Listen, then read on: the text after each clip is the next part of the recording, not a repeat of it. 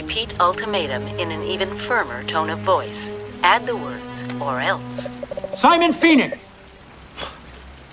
Lie down on the ground, or else!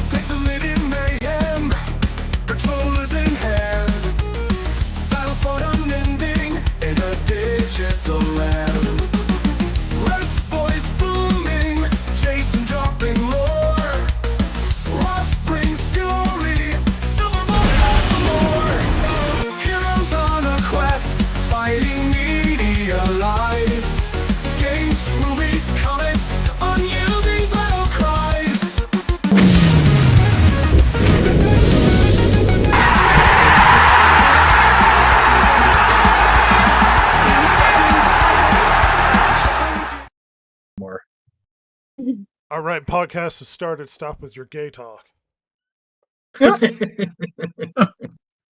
Absolutely not.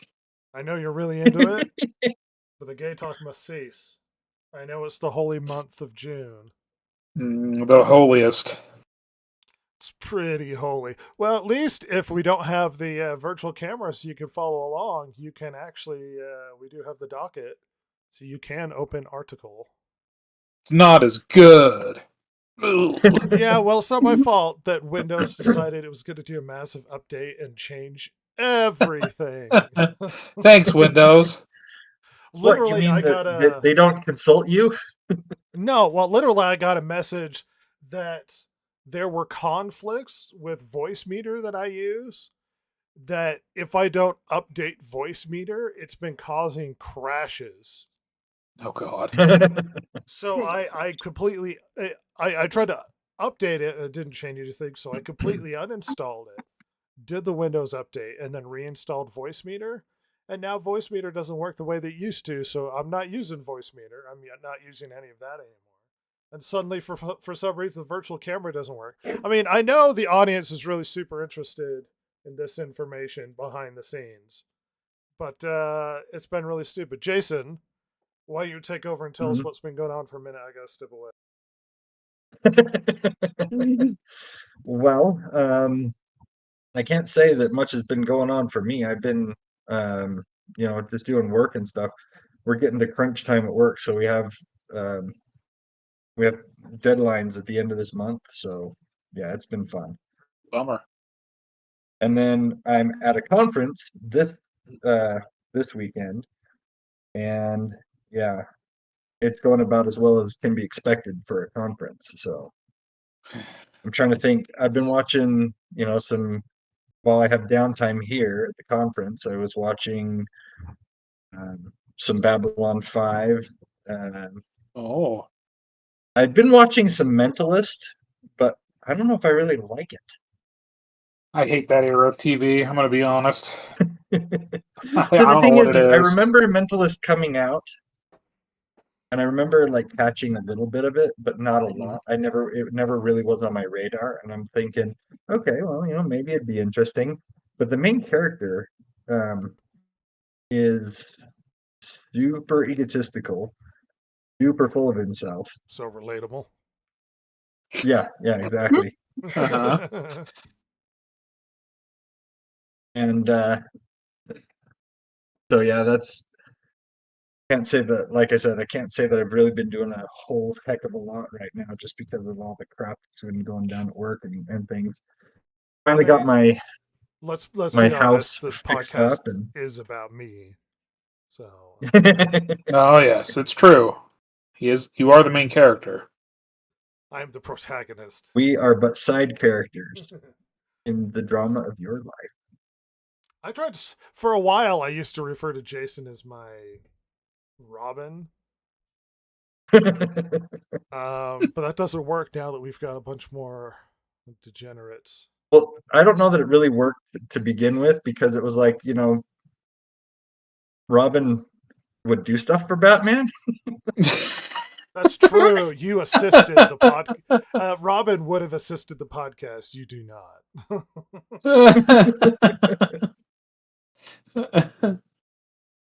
I try, just not as much as Robin would. My presence is my present.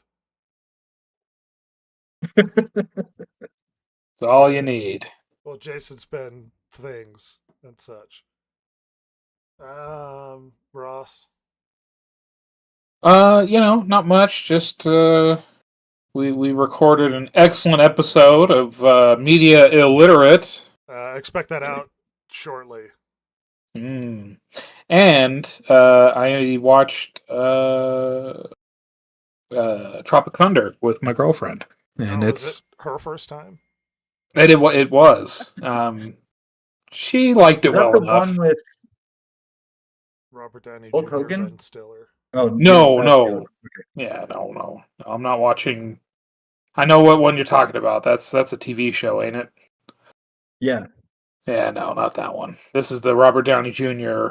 Ben Stiller comedy movie, and it's still great. Still It holds is, up. It is still great. You ever? Yeah. The fact that they got Tom Cruise to play in it, and people Well- didn't realize it was him.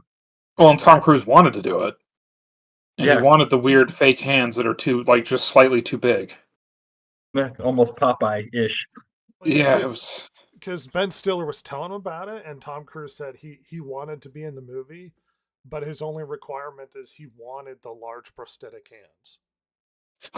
Like that was his request. It wasn't part of the character that was originally written in there. And in fact, Tom Cruise suggested the character. The character wasn't in the show, which I think adds something interesting of the crazy Oh, it does, producer who is just screaming about everything not working the way that's supposed to. It's like, no, that character does need to be there.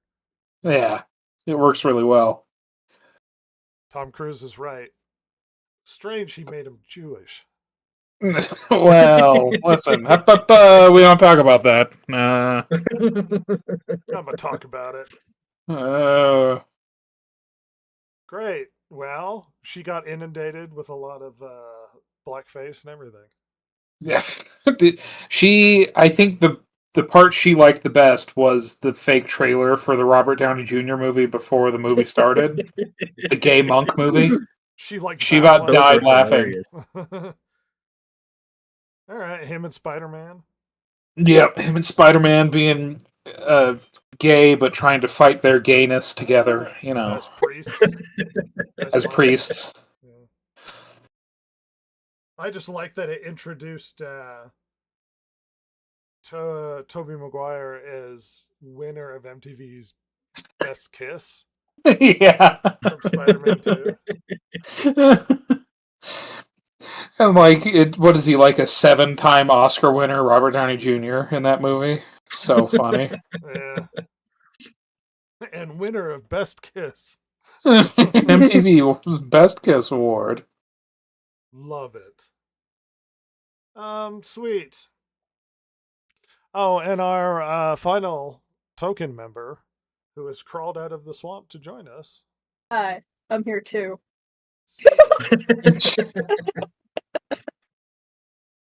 I've done nothing. It's sad.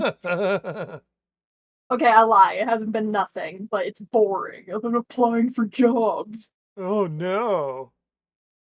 Money is required for my survival. Yes. Gross. With a bit of Batman here and there. Oh yeah, she's been playing a lot of Arkham Knight. Batman. Good game. Batman. And she's read a bunch of Batman. As a non-comic book reader, she has now read Batman. Batman. Batman. And, Rachel! Oh, on the other side of the room. Oh gosh. and you seem to enjoy Arkham Knight. Yeah.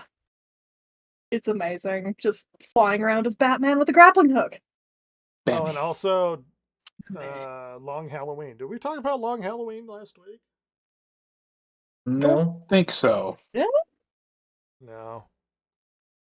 Long Halloween, and I think you read Dark Victory. Hold on, I need to grab them. They're on the other side of the room. No, good lord.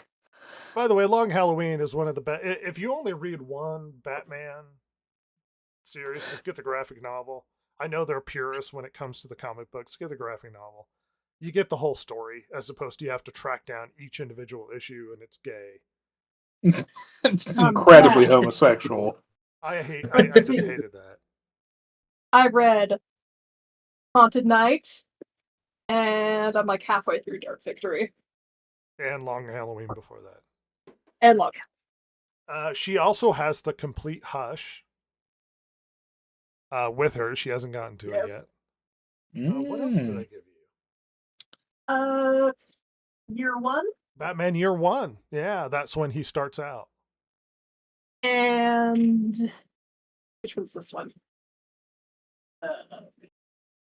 Something. Give me two. Oh, it's Volume 1 and Volume 2 of Hush. Yes. I was like, wait a minute. Hush has a Volume 1 and a Volume 2.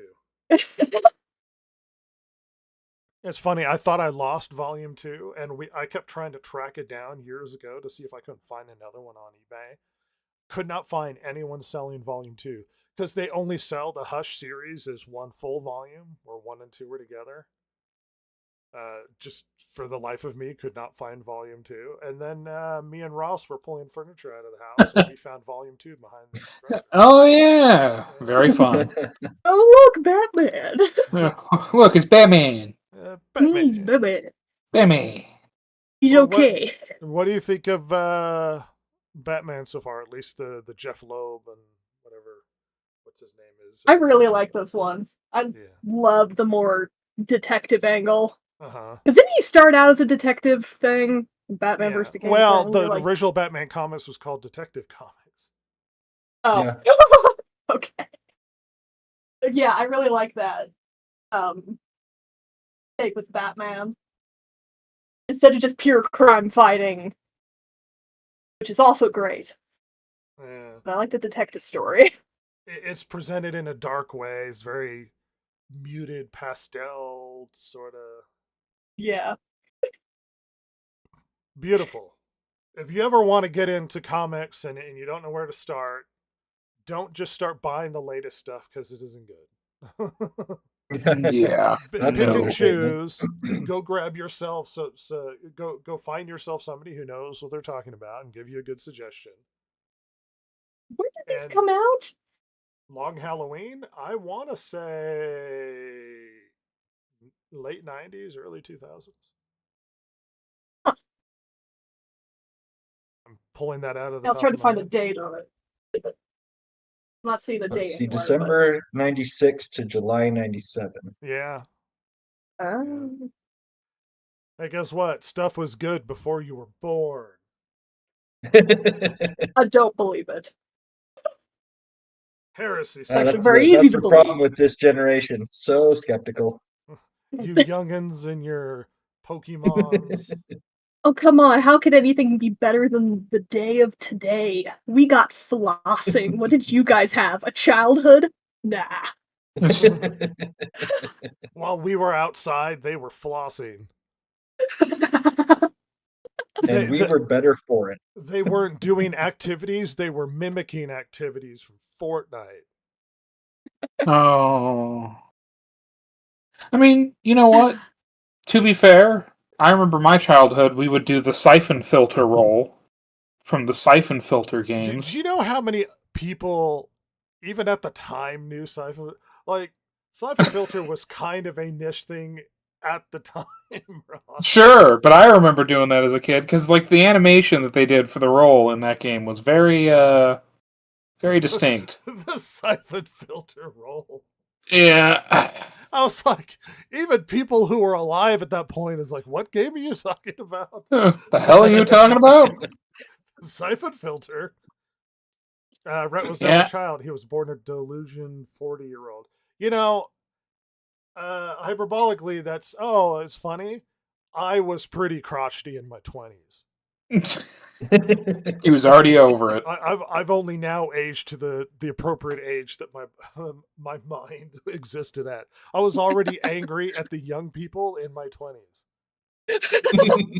Already hated the youths, telling them to get off your lawn. Yes, like modern. Every time culture kept advancing, I kept being like, "Oh, these kids are shit." Like these people. Only at that point, it was like my peer group are a bunch of morons. Yeah, no, I didn't like my peer group. I always thought I was better than because of my narcissism. More like I identified with. I don't know what peer group I ever identified with. I don't think it exists. I'm a peer group of one. Ooh. I exist as my own peer. No one lives up to my standards. You're all below me. Uh-huh. Yeah, that's right. Ross, why do I sound hear sarcasm in your voice? No, it's honestness. I don't No. know if I'm being earnest. I'm sick of this sarcasm from the youth. Oh, you know me, I'm very youthful. Remember when Powder was like, we could live with the world without sarcasm? Doesn't he turn to dust in that movie? No, he explodes from lightning. Oh. Vanishes into the great beyond. He becomes part of the universe and is within all of us, and they act like he's in their bodies and can smell him. What a bunch of 90s horseshit. Yeah, Powder's That's both the next show you're gonna watch with your girlfriend, Ross. Yeah. I don't think so. Well, Powder is so obscure that no one understands it even when it was released. And the funny part, when it was released, it was like, I like it, but it's terrible. It was so Powder. weird. Instead of him being like, because my secret hope was he was like kid with mysterious lightning powers, because the house had to have like lightning rods all over the top of it and stuff. He was like the evolved meta-human, the man of the future. Also, he was mega jacked and for some reason farmed by hand at night. Well, I mean, he's really pale. He no melanin at all in that body. Come on. Yeah. I forgot that Jeff Goldblum's in that movie. No, he is. Yeah. There's a pale boy, does he's anybody farming. Does anybody think about the fact that Powder's, not only is his name a little on the nose, but kind of insulting? Oh, incredibly. Wasn't it what his like grandpa called him or something? Like he had an actual name. They just like Powder. Yeah, his name's Jeremy. Yeah. Well, that's like having a black child and being like, "Hey, everybody, it's darkness." Hey, I mean, that was a nickname for the Murphy brothers, so Here's my son, Whitey. it was. Here's my boy, my boy Cracker. My night farming cracker. Picking my cotton. White people are capable of doing it as well. Chance weighs in. I don't want to live in a world without sarcasm, sir. You are sarcasm intrinsic. Ross does it obvious to imply a joke. No. Chance is sarcasm. This is a wonderful podcast. We are way off track. We're doing great. We're doing really good.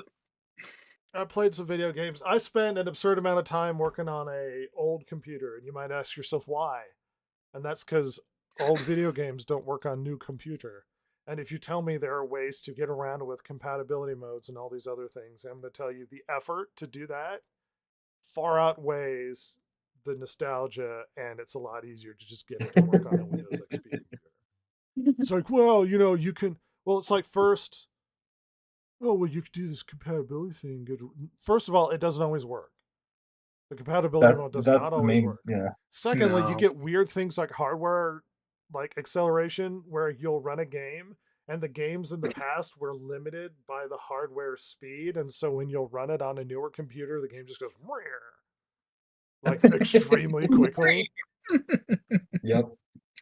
So it's just better to have a older computer. Me and Ross speculated about building the greatest Windows XP computer you could possibly do. Oh yeah, that would be really fun. Chance is getting ahead of us and saying, I watched the first 3 episodes of Ironheart. It's trash. First of all, Why? Chance, we will be directly addressing the fact that you are part of the intolerant The problem. internet that is unwilling to give these shows a chance, even though you gave it a chance. Chance. Chance. Uh-huh. I How played many Roller times can you Coaster say chance in this Tycoon. sentence? I don't know. I'm still plugging through Oblivion. I finished the Thief quest line. That being said, hey, guess what? The show is out again. That's right. Yet another monster show that everybody expected to be terrible. If it wasn't Little Mermaid, and if it wasn't The Acolyte, and if it wasn't a billion other shows that we all saw coming down the road and going, oh, this is gonna suck, it's this one. Now, before we get down that road, I would like to address a few certain things. And that's our inability to be fair to these shows.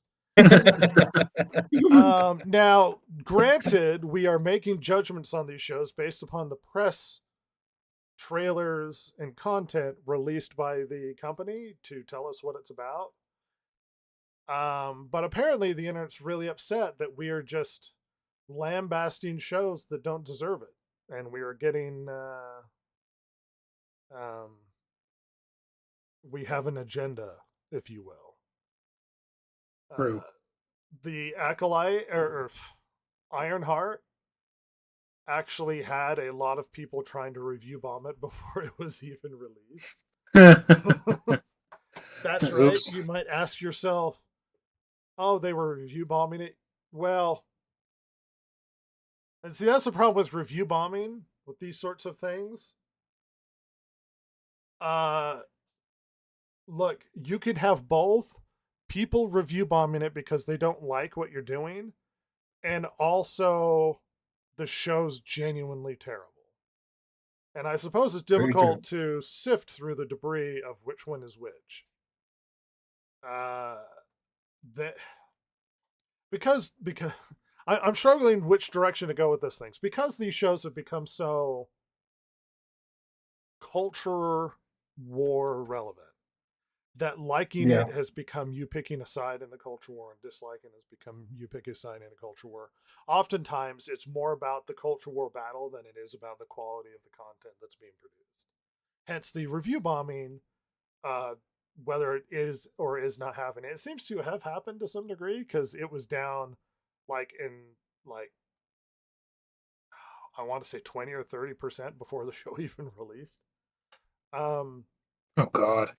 But that being said, review bombing does go in the other direction, in the positive direction of people trying to promote a show. None of this gives us accurate information as to whether or not a show that's coming out is any good. Now, we all have our biases, and we all have our opinions on characters coming down the road, and clearly this podcast has expressed a lot of negative feelings and misgivings given the content that's come out. We've watched some of the trailers that look terrible. But we now finally have the show in our hands. Now the question becomes, is Ironheart any good? I don't want to spoil it. Yeah. Not to spoil it or anything, but it seems to be no. I'm shocked. Shocked to hear this. I'm going to read a few articles to see if we can parse out what's actually going with Ironheart. I may or may not have watched some of Ironheart. Oh, ew. Oh no! I am not going to review it here. You okay? No. The MCU currently boasts the #1 spot for streaming show Ironheart. Now, The first line of Screen Rant's article makes me second guess. Wait, is this the #1 show on streaming? So now I can't even continue because I have serious questions as to whether or not this is the #1 show on streaming. So here we are trying to figure that out. And apparently, oh, this is formatted terribly. On Flix Patrol, I'm gonna remove the border. On Flix Patrol, we have our streaming. Well, this is even the one. So apparently, according to this website, it is the #1 in streaming on Disney Plus. So that doesn't tell us that it's super popular. It just tells us that it's the most popular on Disney Plus. What a statistic. Yeah. So if we scramble back to Screen Rant and try and figure out what's going on, as I try and format slightly. Ironheart spotlights one of Marvel's lesser-known heroes, Riri Williams, whose comic was canceled, by the way, following her MCU debut in Black Panther: Wakanda Forever. Also was bad and a very bad other movie. With the first 3 episodes of her show seeing her join a criminal organization headed by the Hood. By the way, did I not predict this from the trailer? You all seem skeptical. Did I not say it seemed like she was committing crimes and she joins the Crime Time Squad? Just a really dumb idea. Well, why would she's supposed to be a hero? Well, she's not. She's not a hero. Literally, the first line in the movie or in the show, she says something to the effect of, "I'm going to be bigger than like Steve Jobs, and I'm going to be bigger than Tony Stark, and they're going to have to recognize me as iconic or whatever." So literally, the show starts out with her obsession and narcissism about how amazing she is, and she's going to be bigger than all these other people because she's so much better. The show plot, I'm going to give you a quick synopsis, is essentially circles around the fact that despite the fact she was in Wakanda Forever, her academic career really hasn't gone anywhere. And she's been floundering in some sort of program at MIT. And she decides that the world isn't recognizing her as being iconic, and they use that word in the show a lot. Ooh. Apparently. And that because they aren't recognizing her as iconic, she is going to prove it. So she joins this criminal organization to steal stuff to make a suit. Now you might go, oh, because a lot of people are trying to use this as, oh, she fell in a bad crowd and she's going to learn her lesson down the road.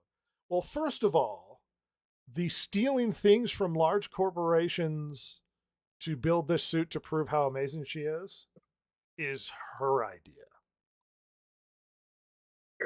Oh, God. Not Right. theirs. That's how people do it, you know. It's her idea. So our Great. heroic figure is the one that decided to be a massive piece of crap and start robbing people. And it's funny. She's like, oh, I'm robbing these wealthy people. It's fine. And then you'll have moments where she's punching guards and they're like, ha, take that. And it's like, he didn't do anything wrong. The security guard. As he's crippled he's for life. grabbing the rich people's stuff. Yeah. So he's inherently doing it wrong. He should be handing it out free to other people. Well, and that there's some justification because of his position versus hers. And it's like, well, of this company. And it's like, well, it's justified because the company has lots of money and who cares? Like, there's no sense of I'm doing something wrong or this is bad. She wants to prove herself so that everybody can recognize her power, I guess. Chances the writing is so bad and the characters are insufferable. They are very unlikable. They are very unlikable. She is convinced to join the crime gang. She is, but the idea of stealing stuff is hers, Chance. She's the one that she's like, I want to make this suit or whatever. So they go around and steal stuff. And also her suit's better than Iron Man's Of because course. Iron Man had to invent some power in order to be able to supply it because something like that would require a huge amount of power. Hers is Mhm. like solar based. Oh, And then my Oh, question is renewable energy. I where's see. the battery? It right up her doesn't ass. need no battery. It's just techno magic. Yeah, more or less, it is techno Uh-huh. magic. Great. What writing? I love it. She's not a good person. That she does nothing heroic. She does nothing good. It's mostly about her and what she wants out of things. I'm sorry, I turned this into a review of the show. My point initially when we were talking about Ironheart, look, we were in this situation again where people didn't want to like it out the gate, and I didn't want to like it. I knew it was bad, and I don't like it, but believe it or not. Now, does that mean I'm incapable of recognizing shows that are good? I mean, we kind of criticized the the Mario movie when the trailers were coming out. It seemed a little girl bossy with Peach in it. It was slightly, but I like the Mario movie. Now I Yeah, had it's a biases good one. going into it, but that doesn't mean that the movie we get is the same thing. Trailers and advertising are different from the content we get. Everything about 28 years later told us it was going to be amazing, and then what we got was not. Like, we had a positive bias for 28 years later. What we got was not positive in the end of it. Yeah, sadly. Trailer was amazing though. Chance says crime gang because of their crimes are against evil rich people. Yeah, that's essentially implied that it's okay because they're rich. And then he Well, says, and of course the crime gang features a sassy black drag queen sort of cat. No, it does. mhm, that's Um, right. there is they changed these two characters. So there's like these brother character. They're superheroes in the comics. I can forget what they were called. But in the show, It's it's the Blood now two Brothers. women, but one of them isn't actually a woman. It's a man who's transitioned to a woman. So, but it's not a woman. It's like a they them. So they call them like the The twin Blood siblings Siblings. or the blood siblings. That's right. Yeah. Yeah, that's what it was. Yeah. And then we have the drag individual. So yeah, though clearly there's a political perspective that the show leans into. Now, I know people who agree with that political perspective believe that this is a normalized way of viewing of the world, and that's fine. But it's not normalized for everybody, nor is everybody willing to go down that road and have the same perspective that you do. So when you insert this into a show, you've now divided your audience. And I know everybody likes to think they're on the right side of history, myself included. But when it comes to niche emerging political ideologies, I'm going to tell you, you are not the majority. So now the show is catering to a much, much smaller percentage of the population as opposed to a general audience. So people might tolerate those sorts of ideologies, but that doesn't mean that they're super a fan of it or even want to watch content with it. And the show, regardless of the politics inserted into it, has a huge issue where the main heroic character is not a good person. Is right out the gate just a bad person. That'll get him on side. And one of the directors implied a Breaking Bad, like brought up Breaking Bad as a analogy. And here's the problem with that. Walter White started out as a good person and went bad. This is not Breaking Bad. Yeah. This is like reverse. Hey, what's with terrible shows invoking Breaking Bad writing? What the hell's with that? Because it was really good, and now everybody wants to do that. Because Rings of Power did that. They did, yeah. With the Mike Ehrmantraut troll, which was nothing like Mike Ehrmantraut. Lack of personal creativity, trying to copy the success of other shows that did it better. God, they're so brilliant. Well, I've run into people on campus who fancy themselves writers, and you could tell you can't write and are a hack. when you're trying to describe your book as like other things. Yeah, Because it's it's a like, dangerous dude, road. Yeah. don't be like other things. Be your thing. If you're trying to describe your book as, oh, it's like Avatar, and then it's like some other fantasy thing, and then it's like no. So now your book sucks. So, which tells me that you have no creativity or no ability to write your own content. You're just trying to make it like other things.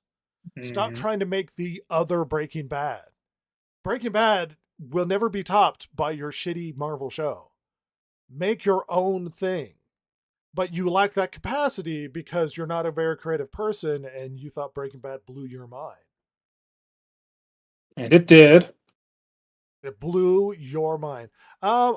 It Breaking Bad's really good, and then I have problems with it at the same time. I never watched it. Yeah, well, Ross lacks the capacity to engage with popular culture like a normal human. It's true. I fight against it every chance I get. I will engage with it 20 years after it's gone, at the minimum. But for some reason, we've now stumbled down the same road we've been down 100 times before, everybody. A giant, clearly bad show comes out, and immediately accusations fly that it's about racism. That's right, I love Ross. that. Let's call Ironheart Hate what it really is. Oh, Ironheart right. finally made its Disney Plus debut June 24, 2025. However, hours before a single episode is dropped, somehow the Rotten Tomatoes audience rating was in the mid-30s. How could people rate a series they haven't watched?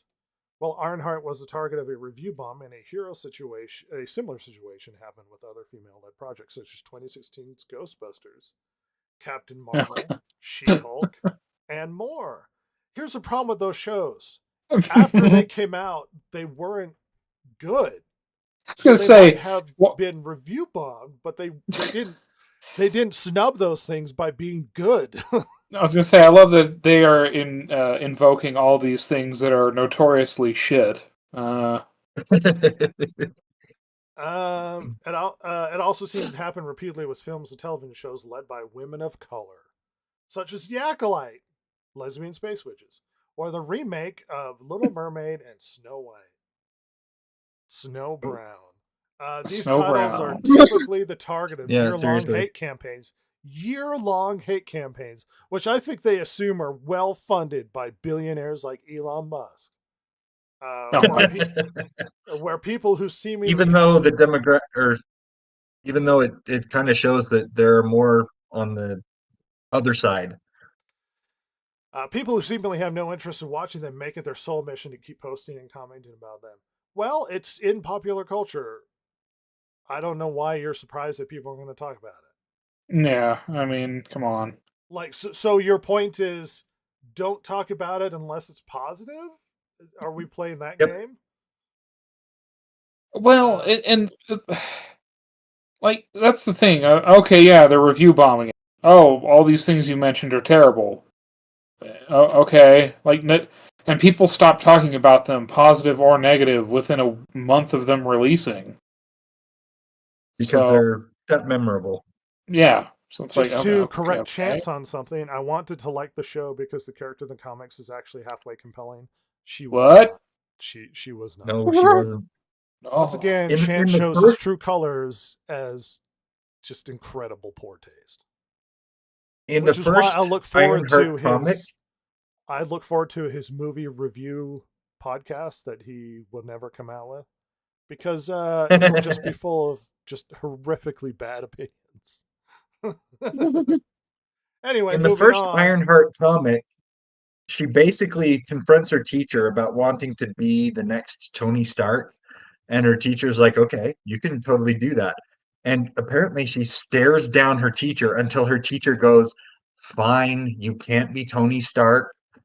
And makes this, now she's oppressed and now she can fight against something. And it's like, what? Which, you know what? What kind of garbage writing is this? Well, and that's, you know what? Okay, like, I'm fine, like, but they don't play her off as like this incredibly flawed weirdo. They play her off as like, oh, is she great? And it's like, I mean, not really. She's kind of an asshole. Like, Her origin Yeah. story comes across as more of a villain's origin story than anything. yeah, Or it's like they said I couldn't do it, and I'm going to prove them wrong. I'm going to become the thing, and she doesn't even create it. She steals the technology yeah. from Tony Stark in the show, in the Disney Plus show.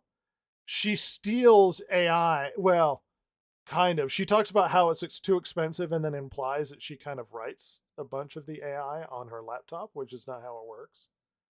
Well, laptops can She's handle like, that, it's can't too they? expensive to get it, and we would have to steal it because we can't get it. And then she kind of does it herself. She's got magic science, which is the vague I can do Sisters. everything sort of science. You get that a lot in really bad sci-fi, like sometimes in Oh, Star that's the Trek. power of math. Yeah, the power of math, where it's like, oh, you're a doctor, rebuild this computer, and he's like, I'm a biologist. I can't do this. How? How? Well, just because smart equals knows everything, and it's like that's not how these things work. Usually, you specialize. You go down a very narrow pathway, and you know a lot about that topic. That's not I know Yeah. science. I know everything. Conclusion. Anyway, to move on, these titles are typically targeted year-long hate campaigns where people seemingly have no interest in watching them. Make it their sole mission to keep posting and commenting about them. That has not been my sole mission. We only talk about it when the new trailer hits or it hits popular culture in a way because you put out press. I'm sorry people talk about the press that they put out about the show. How What dare could they. be their reason? I wonder Weird. what. They often like to use the phrase woke as a criticism. Well, we haven't used that phrase yet. It would be accurate, but we haven't used that phrase yet. Which has no meaning except as a blanket term to cover up racist and sexist beliefs. Is it possible? Let's see. First of all, is that the honest and most fair way to attribute people's motives?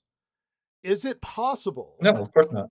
that they're not being racist or sexist, that the show is overtly and aggressively political or ideological in a way, or woke as one might colloquially call it?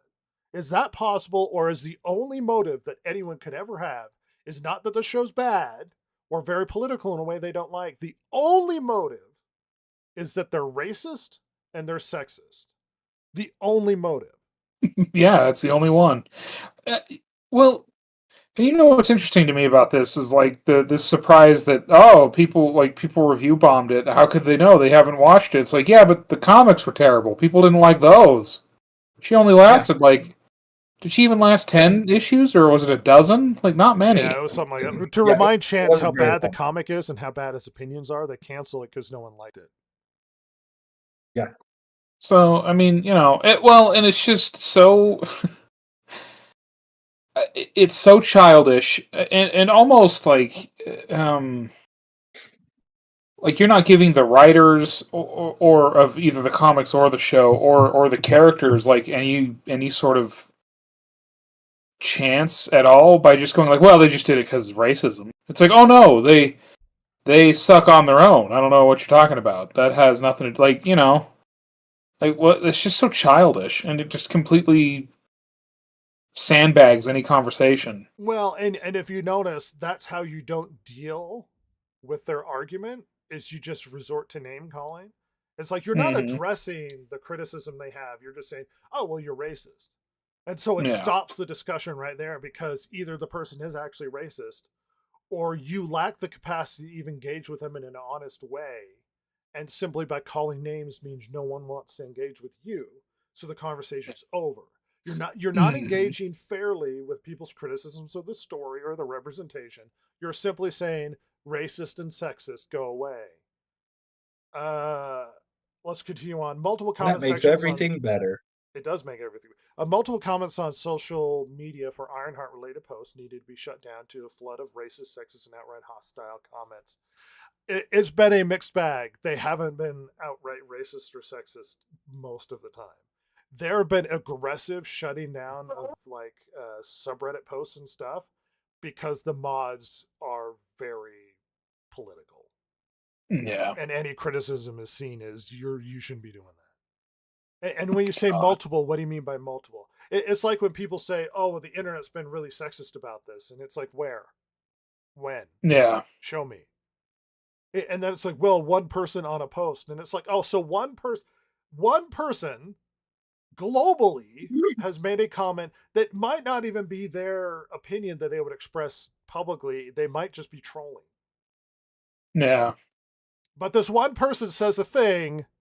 Now it's turned into a year-long campaign to destroy Ironheart.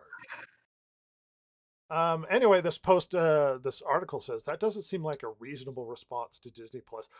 It doesn't seem reasonable to accuse people who say the show is bad by calling them racist and sexist. That doesn't seem like a reasonable response to criticism about a show. Your immediate assumption is that you don't like show, you're racist and sexist, and you go, oh, well, people say things bad about the show. That's not reasonable to say about a Disney Plus show. Who's being reasonable in this scenario? It's like you're talking to the internet and angry that the internet's not being reasonable. The internet lacks the capacity to be reasonable. It is the internet. This is what it does. This is how it engages with the world in unreasonable, hyperbolic, ridiculous fashion. Everybody's opinions have to be exaggerated. It's funny. I sometimes sit and speculate as to why nobody listens to the podcast. It could be bad. I mean, that's a good point. That's a good reason. But also, it's like you look at YouTube videos posted, and then it's like it's titled like "You never believe what happens next," and then you watch it, and it's like nothing happens, and you're like, "Oh, well, this is garbage." It's like you made it sound like something exciting happened, and it didn't happen. But then again, I clicked on it to see what happened. Mm-hmm. Everything on the internet is built into this hyperbolic manner in order to get people to click, to get people interested, to get people excited. We could have titled this podcast "The Massively Racist, Horrific Show That Hates White People Called Ironheart." It might get clicks solely based upon the horrific title of this podcast. Mm-hmm. And sometimes I play with the idea out of irony just to do that. Well, in reality, I would probably do that with a show that was fine. Yeah. It's all right. Well, simply for my own entertainment as opposed to anything else. But no, Yeah. you're upset that the internet is being unreasonable, especially when you can cherry pick across the internet horrible things to support your perspective. Is this, ask yourself honestly, Richard Fink, is this an honest general statement covering the general opinion of people with Ironheart? Or are you trying to create a narrative that the reason why nobody likes Ironheart is because they're racist piece of shits on the internet who have a campaign against the show? Not because the show is bad, which both can be true, but the show is doing poorly and review bombed because racism. Because perhaps race baiting, playing this sort of political game is also something that gets you clicks on the internet. Is that Yeah. possible? Maybe just a little bit. Just a little bit. Perhaps, Richard, you are also a piece of shit. No, What's hurtful. happening? Oh, Richard. Let's make something Richard. clear. There's no controversy around Ironheart because saying so legitimizes a clear-cut targeted attack against the series. Fair criticism is understandable. Oh, thanks for your permission. But Yeah. there is no one word behind the review bombing Ironheart saw racism. There's one word behind. Okay. Ironheart was review bombed for no other reason that it features a young black woman. Is it because it's a token character trying to steal the gimmick of an already established, well-loved character in Marvel Comics? Hey, Rhett, What's that? did people like Black Panther? Yeah. Oh, well, that's a problem. Yeah, but It kind of throws a wrench into all this, doesn't it? well, see, they always try and wave off those sorts of comments. It's like America's majorly racist, except for the fact they elected a black president twice. people hate black superheroes except for the fact that people really like Black Panther. Hey, and- Rhett, What's that? Sinners made a lot of money this year, didn't it? Yeah, Sinners is really good. Weird. It's a really black movie, by the way. Like, incredibly African American. Like, it We is. get an Irish vampire. That's fun. Yeah, I mean, yeah, and you get Choctaw vampire hunters briefly. Yeah, yeah, that's kind of fun.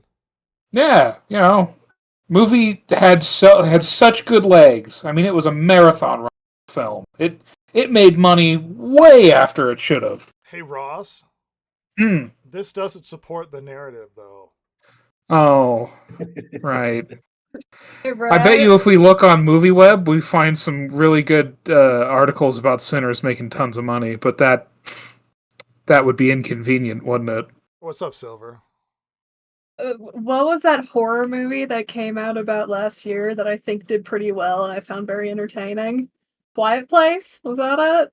Featured yeah. main character black lady? Um. What do you know? Oh yeah, The movie, wasn't it, or is it a different? yeah, the show? spin-off. The spin-off show. Yeah, Yeah, it was like a prequel kind of. yeah, day one. Yeah. Yeah. Yeah, had speaking of Black Panther, had Lupita Nyong'o in it, and also MCU alum Jimon Hansu. These arguments work in a world where you're a race grifter, where you grift on intersectional politics, where our entire world is about the interplay and power struggle between sexes and races and however you delineate those intersections down the line. In a world where this is just a show with a character in it that's stealing the gimmick of another character because they were doing token characters for a while in Marvel, and this character did not succeed, was poorly written and uninteresting. I don't like Miles Morales, but Miles Morales is incredibly popular. Yeah. How does that play in your weird narrative, you psychopath? Were they going after Miles Morales because of racism and sexism? It just wasn't powerful enough to get through. Was there more racism and sexism over Ironheart than there was about Miles Morales? And if there was more about Ironheart, then what's the difference? Is it because the woman part, or is because if there was sexism and racism pushing against both of these pieces of work, maybe one pulled out of the mud and the other one didn't because one was better than the other one? Yeah. Is that perhaps a reason why the show didn't do well? That despite all of the trolling on the internet and bad faith comments, that there is honest people saying, hey, this show sucks balls. The other reason for doing this, calling everybody racist that has hate on for the show, is a way to get out in front of it and saying, look, if you don't like this, you're a racist piece of garbage. So obviously you need to like this. And so they're going to get people who will stick up for it in order to show that they're not racist pieces of garbage. It just shows that they're stupid and they're falling for the grift instead. Well, let's take that thought process further. They're getting out ahead of it to give you a reason other than it's bad. Right. Because it helps with their narrative and it helps run interference for a company that's making really bad content. Yep. How dare you? That's just what it is. This is another step in the culture war drama. And guess what? If anything, this podcast is against the culture war drama. Like, yeah, if anybody would have been surprised for a good Ironheart, it would have been me. But I hold up the possibility that it could have been good, despite all indications that it was not going to be. But it still had the capacity to do that. It could have review bombing and also be bad. Those both things can be true at the same time. We can chew gum and walk and not like Ironheart. Now, I'm sure that some of the review bombing went on because of what we saw in the trailers. And I'm sure that some of the review bombing went on because of the actual character from the comics. They were looking at it and saying, well, in the comics, she was poorly written. It was a poorly executed comic. Nobody bought it. Therefore, it tanked after like 10 episodes or 10 issues. And so you're trying to then basically make a silk purse out of a sow's ear here. You've got bad comic origin. You've got bad writing. You've got bad everything, and you're trying to make it great. Now you can actually improve stuff, but I don't know that this current crop of people in Hollywood know how to write good stuff. Well, they don't. And I would like to continue that thought into his next section here. Ironheart review bombing shows a disingenuous hostility for the series. Here's the problem. This works if this wasn't the 40th example of this being a problem. Your comment works if this doesn't keep happening over and over and over again. Perhaps race swapping token characters are not popular. Perhaps taking established, beloved childhood franchises, characters, original folklore, and race swapping them is not a good idea. Maybe that's a problem. Because you could go, oh, well, the review bombing for Ironheart just shows hostility, disingenuous hostility for the series. Except for the fact that this is like the 40th show we've had this problem. So either there's an incredibly powerful internet cadre of right-wing shills destroying shows before they get off the ground, or trolls exist on the internet and they're producing really, really bad content. Because nobody likes this anymore. Nobody likes the race swapping anymore. It disrespects the original characters. It disrespects, I mean, in a case like Snow White, folklore of peoples. Like the original, the original Little Mermaid from Danish folklore. And we're just going to go, oh, well, we're going to race swap it because I don't give a shit about your cultural icons. Screw you. Also, if you don't like Ironheart, you're a racist piece of shit. True. It's a fact. And then we get the Black Panther recent comic where they race swapped. And there's a new Black Panther who's a white guy. And lo and behold, morons like you crawl out of your troll caves into the sunlight as your skin hisses. And you scream racism. And I thought the skin color didn't matter, you piece of shit. I thought it didn't matter.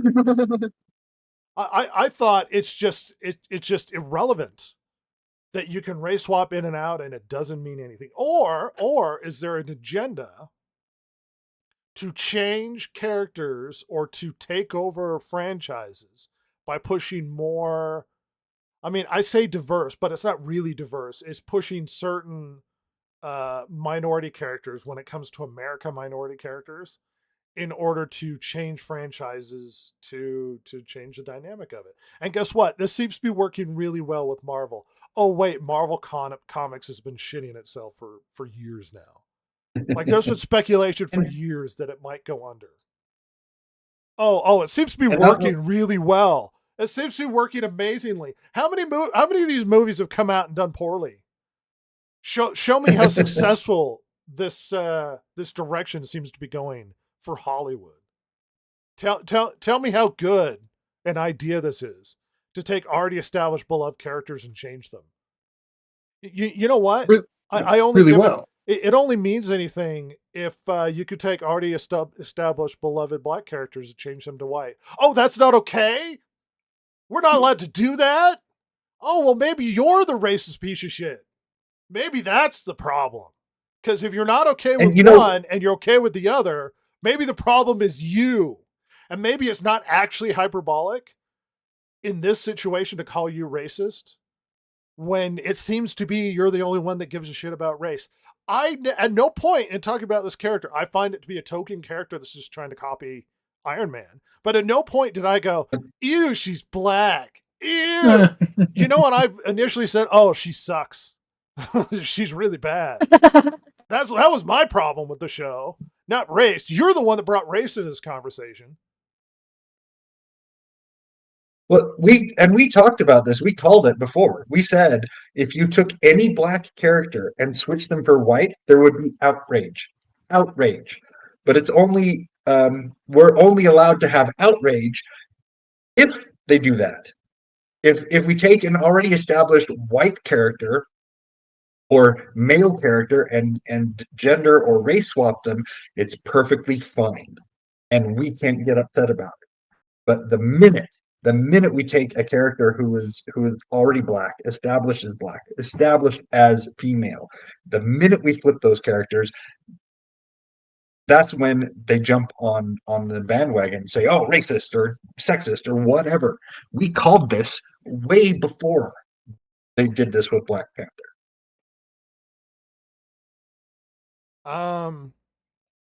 Ironheart was review bombed for no other reason than it features a young black woman. To point out and be specific, there was a flood of racist and sexist comments, and that this was he outright says this is because of racism and sexism. Okay, we read your comment. We read your post. Now let's look at his out and pretending to be fair. This isn't to say anyone who watched Ironheart it didn't like it is racist. You said that. Yep. So that's the problem. Yeah, the racism. Yeah, anyone who watched the series went into it with an open mind, engaged in good faith, and it wasn't for them is fine. First of all, I'm not required to watch this piece of crap in order to give my comments about the show. I think I'm required to watch it to give it a full review. I think that's fair. Oh, But yeah. if I look at the That's show fair. and I go, "Oh, this doesn't look like it's for me," it does a lot of stuff that I disagree with. Maybe I disagree with politically. Maybe I just don't like the aesthetic. Maybe I'm not a fan of you doing like girl Iron Man because that seems kind of shilly and stupid. And it's not an original character, and you have the capacity to make an original black character. Why don't you do that? And I think that's dumb. Maybe that's a reason. There could be a myriad of reasons I decide not to watch the show. Myriad of reasons. Or you know what? I'm just like, I just don't like Marvel right now. But to imply that everybody's racist and sexist for not watching it and then go, well, that's not to say that if you didn't like it means you're racist. Oh, well, congratulations for having an out to pretend like you're being fair.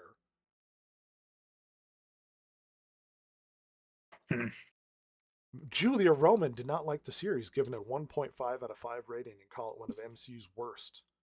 This writer would disagree as Ironheart clears Secret Invasion and Moon Knight by a wide margin.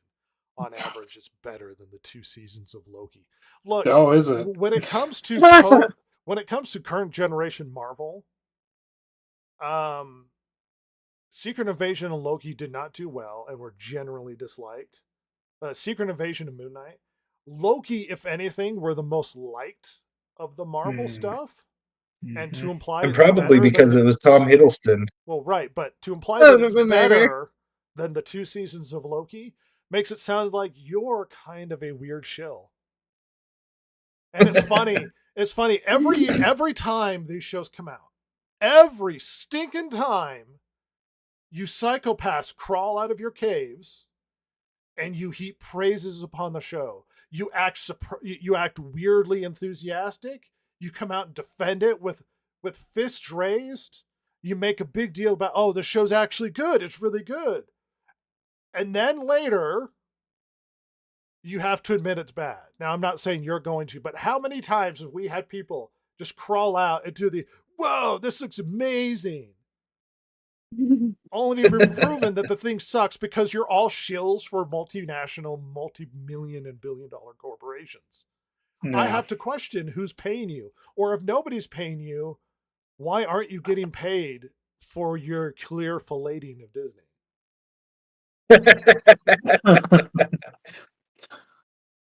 How dare you call them out on their garbage?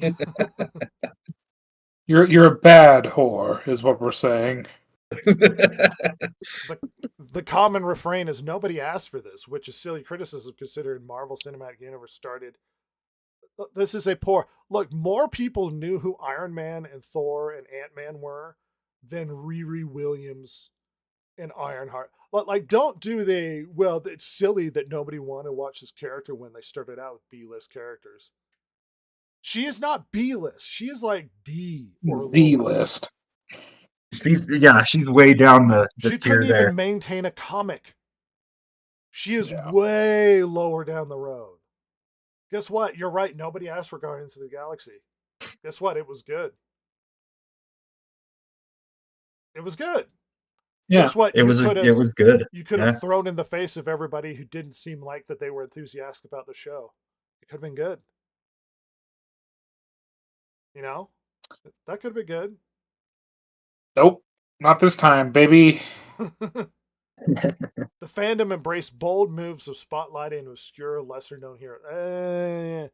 I think we walked into it going, well, we'll see.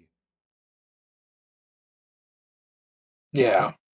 Well, the reality is they used Iron Man, I would wager, as someone who doesn't care about comics. Because, like, right after Iron Man is Hulk. But, like, Iron Man, like, well, if this fails, we didn't harm one of our big guys. Yeah. As far as coming back with a movie that'll make money. Yeah. Yeah, like, he's big enough we can do something with, but if it eats a big one, well, whatever. And, you know, it did better than the Hulk. So... And I like Iron Man. Iron Man 2's kind of meh. What do you mean? You don't like weirdo Mickey Rourke? Also, Iron Man 3's kind of meh. Ain't seen it, boy. You know, the fact that Mickey Rourke had to listen to AC/DC to get hyped up and then look at pictures of his dead dog to get emotional. God, he's a weirdo. Yeah, because he's method. He had to generate genuine emotions. So when he got emotional, he had to. They had to be quiet and let him sit and stare at dead pictures of his dead dog. Oh. Didn't Mickey Rourke just turn somebody not gay recently? I don't really follow Mickey Rourke. Jojo Siwa, yeah. Oh, that's right. God. He told her she came out recently and sorry, keep going. No, you go ahead. I was going to say, she came out recently and said that she was influenced to be gay. Yeah. It's super trendy. Yeah. Mickey Rourke told her as soon as she met the right guy, she wouldn't be gay no more. And turns out she met the right guy. Whoops. Yeah, I'm done with this Ironheart nonsense. Oh, thank God. It's terrible. It looks horrible. Everything I've seen of it as far as clips are horrid. Oh, my God. She's not smart and brilliant, but she constantly wants reassurance and ego boosting that she's smart and brilliant and a strong black woman. Well, and not to go back to the article, but it's like, well, people are complaining that she's a criminal. But, like, look at Scott Lang and the Guardians of the Galaxy, and it's like, yeah, but they were likable and regretted their criminal actions. Well, what do you mean? And Ant-Man, he did crimes and then stopped and regretted them and tried to do better. And he had interesting moral justifications for the crimes he did. He has a daughter. Yeah, he's trying to raise a family. He's trying to keep her, keep her in his life and stuff. She is just pissed off that no one recognizes her greatness. That's her crime. Even though they motivation. do. Well, yeah, they do recognize it. She's just not been, iconic. Yeah, she's just not been living up to it. Is the problem? You're right. Like that's what's so funny is it seems like people do recognize she's brilliant, but then she just is a shithead. Which, I mean, I think we talked about this a week or two ago, where like it's like, yeah, that would be a good story. Like talk about how like you do have all this capability and look at what you could do, but you're just like in your own way. Like that's a story you can tell. Yeah, that's an interesting Yeah. character story. They're not gonna. You can't give characters like this flaws. No, of course not. Basically, instead of Except the that- narrative of I'm trying to become something more, and grow as a person, the narrative is that I'm not great because other people are putting obstacles in my path. It's other people's fault. And the thing is that when they make these characters without flaw, they end up having this huge flaw. Their ego is so big that nothing can get around it. Nothing can get past it. They cannot grow as a character because they're like, I am perfect the way I am. I am. But everybody else looks at them and says, man, you're a dick. It reminds me of like a rapper no one's heard of rapping about how he's so famous and has lots of money. It's like the bigging yourself up sort of thing. It's like You already know who it is. I have to be overly confident and tell everybody how iconic I am so that they recognize how iconic I am, even though I'm not actually iconic in any way. Mm-hmm. Ironheart sucks. How dare you, Rhett? Why are you racist? I'm just a racist, Yeah. sexist piece of shit. Why? I don't know what else to tell you. I like the capacity to give this strong black woman something, any black people, except for the fact I like race. I like Sinners. I mean, Sinners was good. I really like Blade. Blade was fun. Blade's great. It's hilarious they can't write a Blade movie these days. They have no idea what to do with them.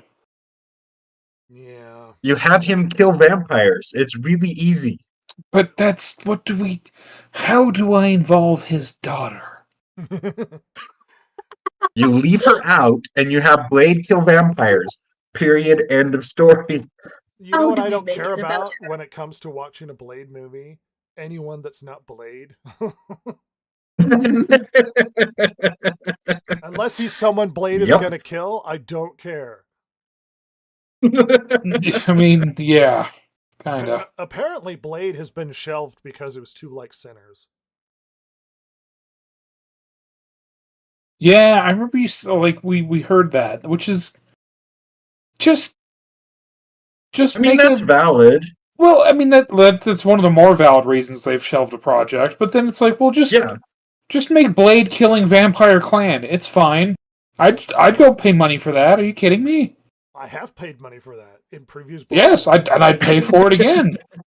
I got to see a bad Triple H vampire fighting Blade. Yeah. I always love it when they put wrestlers in movies and then they do wrestling moves to be like wink. It's like when The Giving him Rock the is in elbow. a movie and for some reason he does a rock bottom and it's like, you're just a guy. This is how I fight people as the sheriff. Rock bottoms and people's elbows. And a 2x4. And a 2x4. Here, quick, throw me a chair. And then he just runs to the rope and it just bounces off a wall. There's no rope, Why Brock. is there What's a wrong rope with and a you? turnbuckle here? Don't ask questions. Yet another show. We've gone down this road yet again. Now everybody. Now, waiting obviously, for they're sequels. using the justification that it's the most popular show on Disney Plus to say that as another reason why it's unwarranted. I can't the even tell review you bombs if and that's stuff. true, because I can't confirm it with more reputable streaming numbers. We don't have the Nielsen ratings. Yeah. So that might be true for Disney Plus, but nobody's watching Disney Plus. Do you know it was number 2 on Disney Plus's most watched shows with this recent bit during Ironheart's release? Can you guess what number 2 is? Any possible guess? Is it like a movie that's already come out? No.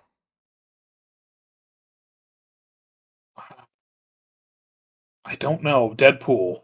Grey's Anatomy. What? You know what though? Not surprising. No, it is not. Women rewatch the crap out of that show over and over and over And again. they're My hot sister, guys and they're doctors. I mean, yeah, it's a show they have on in the background a lot. My sister's that way. She has rewatched. I don't even want to know how many times she's rewatched Grey's Anatomy. It's a lot. well, sure, but when Grey's Anatomy is your number 2 on your big streaming service and not something like Captain America Brave New World or some other recent release, Something that came out recently. Yeah, you might that's a go, problem. oh, maybe it's because your recently released content is not very good. It seems like Disney, people get Disney Plus mainly to watch Disney's old library, not because they're producing any new content that anybody cares about. Yeah, Ironheart well, was because always going to Yeah. get attention on its release, and then its numbers will peter out. And if it doesn't, then it doesn't. I don't have an agenda. Shockingly, I don't really care if the show does well or bad, because I don't care if you like it Yeah. or not. I'm just telling you, it's bad. No skin in the game for us. Yeah, it's bad. well, and it's funny. Like streaming in general's had that problem. I mean, it was just a couple years ago, if that, where like Burn Notice was like one of the top shows on streaming, and it What was ended it? like 10 years ago. Suits on Netflix or whatever. Yep, Suits was the next one after that. And it's like a show that ended a few years ago. Goodness. It's almost as if people are watching old shows because the new ones aren't worth it. Well, people yearn for cheaply made but well written, or at least decently written dramas. That's what they want. Let's be real. Yep. Like people, They that's were forever and affordable. ever will be loved. They were affordable. Yeah, like Burn Notice was probably one of the more expensive shows on the USA Network, at least when it first launched, and I guarantee you could not film but maybe 10 minutes of a Disney Plus show with that budget. Well, and that's, I mean, and And we so- brought this up before, but the big problem with streaming is they don't have that week to week sort of response from the audience. Yeah. So True. when they make a show, it's like big, expensive, overly produced, and then they put it out and it becomes this massive, like $100 million risk, because you can't like adjust the direction of the show. You can't have a character that you were going to push and then you suddenly realize audiences aren't responding, and so you kind of move this other character into a place because people kind of like that one. You can't adjust the show as you go. You just have to vomit out $100 million and then hope that audiences respond. Usually, previously with cable, you had, pilots, and then you saw Yeah. if people responded to the show, and then maybe you made some more. You get greenlit for one season, and then maybe if it goes really poorly partway through, it gets cut off, or maybe they readjust or whatever. You don't have that option with streaming. They put huge budgets into these things, in these prestige shows, and they basically have to cross their fingers that it works out. Yeah, it's like all TV has become HBO miniseries now, Highly which is expensive. insane. Yeah, and HBO doesn't always work. Every little mini series that they make are not always successful. No. But No. you blow huge money on what is essentially a gamble, Yeah. and that's going to be a problem down the road. Because guess what? We've got some interesting information about streaming. The Distracted Gamer Podcast. Big steaming pile of news up. Here we are behind the porcelain desk. My favorite desk. We're going to talk about the news dump. The first thing to hit the desk, as I shuffle my pretend newspapers and pretend like this is a legitimate New Nice, show. but it wasn't. Pretend it is. Hey everybody, since we've been talking about Disney and this big streaming show, Disney's latest layoffs hit the product and tech teams, impacting under 2% of their apparently this is the third set of layoffs to hit Disney this year. Oh God. Wow. Yeah. Yeah, Ironheart's doing well. It's bringing in the subscribers, I'm sure. Let's see, I'm gonna set her. I'm gonna put border on. No borders, Look Red. pretty freaking cool. I'm gonna. Gosh, I like us being behind the desk, but I want to see our faces. There we are. All right. Well, layoffs hitting Disney. No one surprised? Not at all. No, Things going well Yeah. for Disney? Probably Doing not. great. not Well, according to the everybody, layoffs. for the first time, streaming hits a milestone and overtakes cable and broadcast combined. Oh no. Wow. I don't like that. Ross doesn't like it. It's concerning. What's concerning, Ross? It's Well, with, it's with just the sad. with what we Changing just anyway. talked about. With what we just talked about, with the budgets being bloated and the creators of the shows not being able to, in time with the production, change and modify what they're outputting, this is pretty bad. Like you said before, when we had these schedules where they would film something and it would take a while and they could respond to audience feedback and things like that, they could correct midstream. They can't now. No. They're locked in. And because they're locked in, we get so many things that just lose money. It's funny, as streaming takes over, it's also not a sustainable business model. No, Like long not term, in any it's way, just- shape, or form. This can't last the way they've been managing things. So, maybe we'll just have a massive wide like content crash and suddenly everything will die except for the last surviving Taco Bell and Netflix. Homogenization. It's the great. streaming wars. So everybody, Streaming I wars know of the late 20s. Everybody on this podcast was hyped for the Taika Waititi's Akira adaptation. Well, it's officially dead, and Warner Brothers has lost the rights. Well, Oh no. I know we were all I mean, confident Couldn't have happened to a nicer company. in the direction that Taika Waititi was going to take Akira with Thank his fucking suddenly God. Indian Akira. That That's what was going to happen. just could be lame. You think he has the Well- capacity not to hold back on something like that? You know what though? It would just mean now we have the guy that did One Piece and what was that other one he did? The live action reimagining, whatever. Oh, Cowboy Bebop? Yeah, that guy, Ari Shankar, I think is his name. Maybe he'll get it now, and we will have in. Well, they did Indiana. terrible on Cowboy Bebop, but according to him, they learned a lot. Like, honor the characters and the source material. Yeah. Maybe one of your main characters don't go out and dump on fans that love the show because you need them. You need those people to watch it. Well, there's Amazing stuff like that. that. so needy. Apparently, we have finally finished Batman Part 2 script by Matt Reeves and Mattson Tomlin. Oh dear Lord! At long last, It's been years. When did the Batman 1 the come out? script? Yes. 2021. 2021, so 3 years Wow. is when Batman 1 came out. This is instilling 2022. confidence in. Yeah. By the way, that was the last thing to be profitable, I think, from WB's DC stuff. I think you're right. It wasn't even the Flash. amazingly profitable, but it was profitable. You might go, oh, what about the Flash? No, that lost a lot of money. Yep. Also, So did also Aquaman Aquaman 2. 2. Also, Black Adam, Justice League.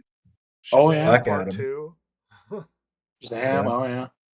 Yeah. No, it was the weird offshoot Matt Reeves. And you're like, well, Joker. Now, Joker came before the Batman, and Joker 2 Yep. was a massive failure. Mega failure. Mega failure. So we've all been waiting Yeah, on pins and most needles for this time- thing to come out. Yeah, most time movies don't face plant that hard. Yeah. And for a movie that wasn't even amazing, it was good. Yeah. I liked it. It was good. It wasn't blow me away Batman. Well, it spawned the best TV show Warner's done in forever, and that is The Penguin. Yeah, Penguin's awesome. It's really good. The Pengu. So yeah, well, and I don't think Mr. Gunn knows how to deal with this because he's kind of Nope. jealous and petty, according to himself, when it comes to stuff like this. And he doesn't want somebody else making a Batman. He wants to make a Batman. But the problem is he's hoping it would go away, but it wouldn't go away because it was the only thing that made money. So now I think he's waiting to see this thing fail so that he can feel justified in making his own Batman. Yeah, that makes sense. And when it does Not a really lot well, of sense, I but don't it know what makes he's going sense. to do with himself. It's like, because it's funny when making Superman, if you were in charge of the entire DC arsenal, what would you do when making a Superman movie? You'd go and find one of the classic Superman writers from the comics who made some of Yep. the best Superman content. And you say, okay, I'm going to get a good script writer and you guys work together and give me a great Superman story that's relatable and down to earth, just fine. Right? But James Gunn is too petty and jealous about what gets written, and he wanted to do it himself. But the reason why it took so long is because he couldn't find a way to relate to the character, which is why Crypto the Wonder Dog is in it, because that's how we figured out to relate to the character. And it's like, what are you talking about? What the hell are you talking about, James Gunn? Like, just get a guy who knows how to write Superman. No, I want to do it myself. I don't trust other people. It's like, oh god. All right. And when it fails, who's to blame besides you and your ego? Yeah, I mean, I'm sure Mr. Gunn has enough money to not have to worry about working for a while. But yeah, if this doesn't work, I mean, his career's donezo for a long I've heard time. positive Yeah. to mixed responses to early views of the Superman, so we'll still wait and see. Believe it or not, despite this show's criticism, when viewed the content that they've put out, we still want a good Superman movie. Oh yeah, absolutely. I don't have an agenda. I mean, I don't like Well, some of the directions it's gone, but you know, some of us The thing is that don't walk in. we've with any never artistic said- intention. I was going to say that we've never said we want these movies to fail. What we said is we want the movie to be good. They just don't look like they're going in that direction. Well, I think the only caveat I would put personally, not to speak for everybody else, is I want bad stuff to fail Yes. because I want them to pay for their crimes. The crimes against these characters in cinema. Anyway, Yeah. look forward to Matt Reeves' Superman. As we've all been super hyped, everybody. You're all super hyped for Batman. For the Batman. I mean, you know, we'll see how long it takes to get made. The fact that WB lost the rights to it, and honestly, I don't think they're in a position to pick a fight to try and keep it No. because they got other stuff going on. First of all, I didn't even remember that they're trying to make an Elden Ring movie. I didn't even know that. And believe it or not, it's an A24, which also makes me think it's going to suck. Hey. Made by Oh. the cheap horror movie studio with A24. Well, yeah, they make weird indie movies. To do Elden Ring right, it would require like a $200 million budget and Yeah. At least. a scale least and that scope much. of epic proportions. Oh yeah. But apparently, Sony is reportedly moving forward with a Bloodborne film. Oh, Okay. Interesting. Once again, that would cost a lot of money. That's a bit more horror-y than I was gonna say, you know what though? You could make that cheaper than a goddamn Elden Ring movie. Yeah, a lot of Just a lot of sets darkness and mist, you know. well, you'd have to fight a lot of CGI monsters. Oh well, sure, that would be the budget for sure. Or You know- guys in really bad suits, I guess. Do you think there's enough fans of Bloodborne to make the movie profitable? Depends on how Alone? much money you're putting into it. Alone, maybe not. But and see, that's what's so weird about this sort of weird backwards way they're doing it. So video games are a bigger market than movies. I know everybody thinks movies is the prestige direction to go with these things, but video games are a bigger market. But that also doesn't necessarily guarantee people will show up for a Bloodborne movie, and that will Right. bankroll it enough to make it successful. What you need is a general audience. So if you're going to make superhero, or if you're going to make video game movies, and this goes for anybody, picking popular franchises is a good idea, but also a popular franchise that's adaptable to a general Yeah. audience. Because that's where you'll finally get your money and make it pay off. Bloodborne is a good enough, interesting enough sort of dark space horror, cosmic horror with like a Victorian look to it. Like it could go well for general audiences, but it would cost some money. At least to do it right, according to, how the game runs. But, whatever. I don't know everything. So, everybody, Mark Hamill had some interesting things he revealed recently. I don't know if anyone's heard about this. Oh, can I just wanted to bring up one brief thing Yeah. about the Elden Ring movie thing. Yeah. It's interesting that they have Alex Garland doing it, because do you know what inspired his writing of 28 Days back in the early thousands? No. Resident Evil. Oh. Interesting. He loved the first Resident Evil game, and I assume the second. But yeah, just interesting. Yeah. Turns out he's a bit of a gamer. Yeah.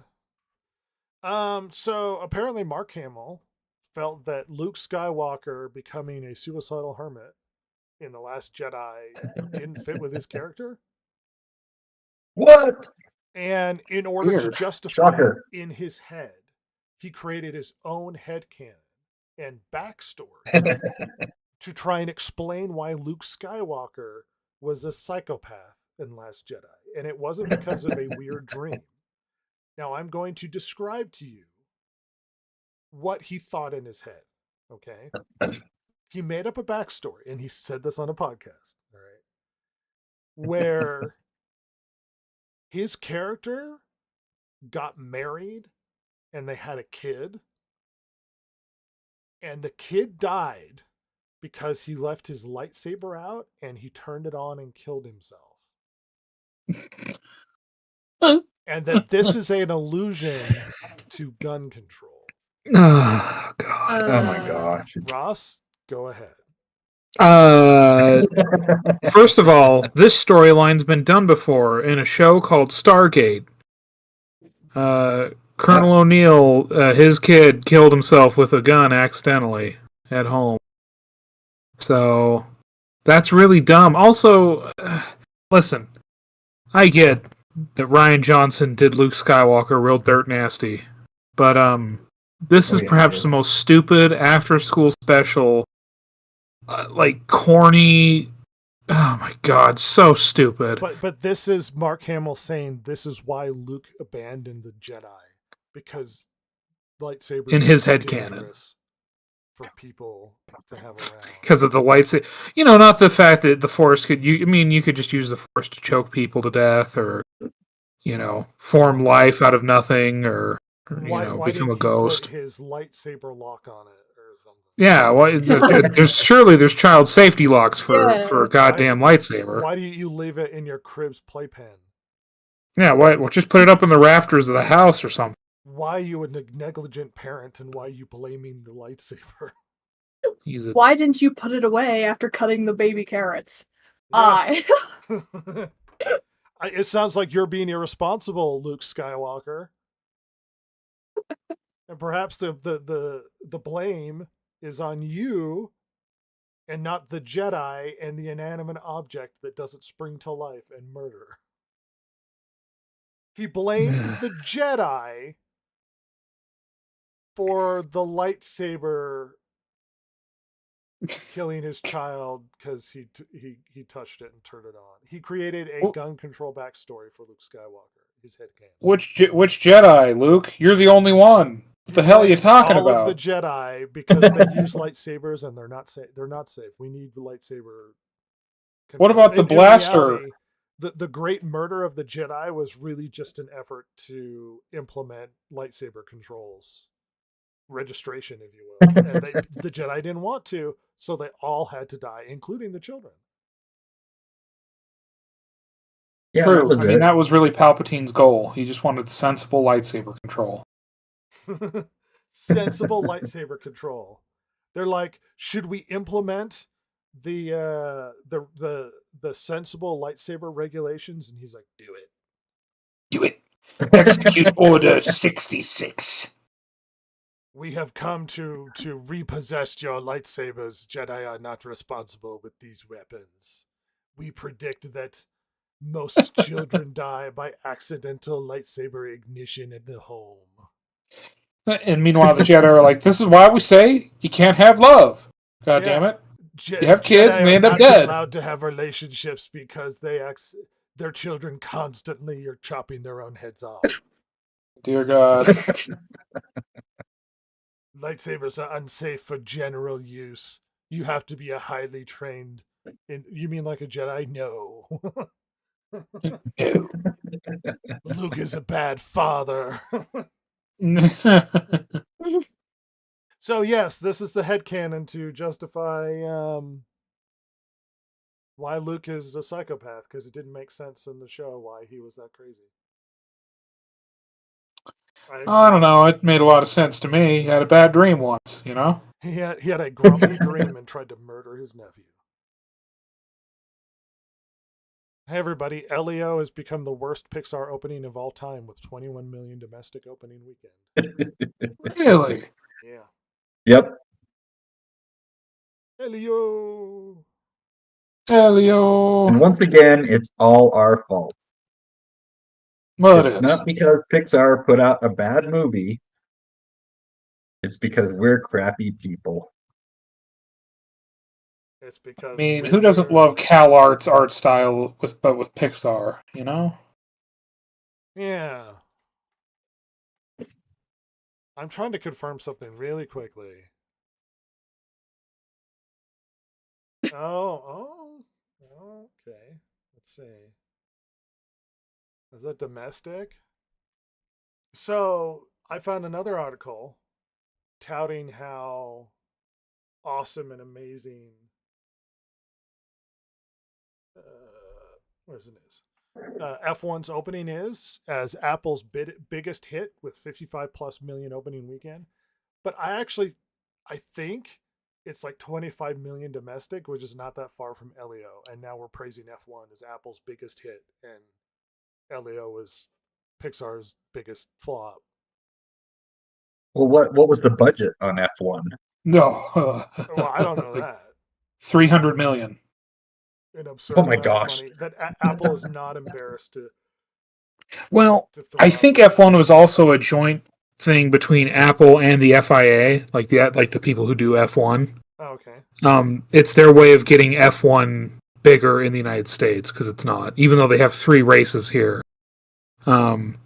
people don't give a shit about F1. Yeah, they just don't care. No, they don't. Well, Not here. it's a pussy form of European racing, so Well, I like in the trailer, it implies that Brad Pitt's character is this washed up guy, and they're like, "Oh, you can't handle F1," and he's like, "I just beat Daytona," and they're like, "Yeah, but F1's different." And it's like, so he's one of the greatest American racers who won Daytona, but they're like, "Yeah, but that doesn't mean nothing to F1." It's like, yeah, this will get American race enthusiasts interested. Yeah, Like crapping on their races. And like F1, FIA, like they're smart to try and get into the U.S. right now. I mean, NASCAR is at all-time lows over the last few. I mean, they've just been trending downward for years Fill the now. gap, yeah. Right, but like, I'm sorry, F1 is the lamest shit. The only good form of what I would call European racing, and isn't really. It's just bigger there than it is here. Is rally car. It's the only kind of racing that's cool from Europe. Sort of. Oh, so good. Yeah, I'm But not a F1's racing lame. guy. I have no interest in watching it live. I suppose I could have an interest if I watched it if I was in person. Like I'd be more Yeah. interested at that point. Mm-hmm. Going to races, but watching it on like ESPN or something, like no. I don't have the patience to watch multi-hour races of people going in circles.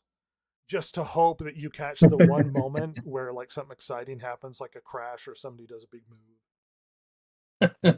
Yeah, and that's the problem is like, and you can say that NASCAR has a similar issue anyway, but much less so. At least modern NASCAR, like F1, like there's no bumping and grinding. Like you have to. There's a lot of it's like baseball in a way where there's like a lot of unwritten rules.